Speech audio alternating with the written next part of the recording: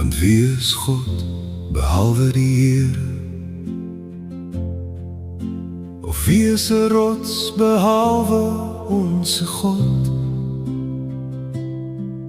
Dit is God wat my met krag omgord en my weg volkome maak. Hy maak my voete soos die van 'n hert en sit my op my hoë plekke.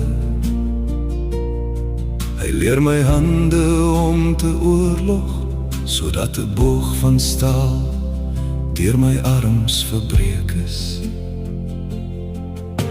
U het my ook die skuld van u heil gegee, en uw regterhand het my ondersteun, en uw sagmoedigheid het my groot gemaak. U het my tree onder my verbreed, dat my voete nie gly nie. Ek het my vyande agtervolg en hulle ingehaal, en ek het nie omgekeer totdat hulle verteer was nie. Ek het hulle verwond dat hulle nie kon opstaan nie.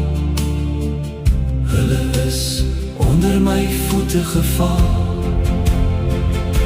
want u het my met krag tot die geveg omgord. U het die wat teen my opgestaan het, onder my onderwerp. U het my ook die nekke van my vyande gegee, dat ek die mag vernietig wat my haat. Hulle het geroep, maar daar was niemand om te red nie, selfs tot die Heer, maar hy het hulle nie geantwoord nie.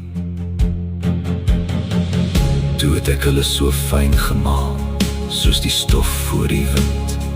Ek het hulle uitgegooi, soos die sluik in die strate. U het my verlos van die twiste van die volk, en u het my die hoof van die heidene gemaak. 'n volk wat ek nie geken het nie, sal my dien. Sodra hulle van my hoor, sal hulle my gehoorsaam.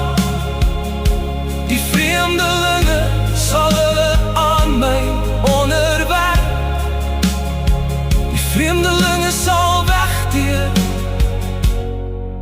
en bevrees wees uit hulle digte plekke. Want wie is God behalwe die Here? Of wie is 'n rots behalwe onse God? Dit is God wat my met krag omgord en my weg volkome maak. U het my ook die skuld van uw heil gegee, en uw regterhand het my ondersteun. Want wie is God behalwe die Here? Of wie is 'n rots behalwe onse God?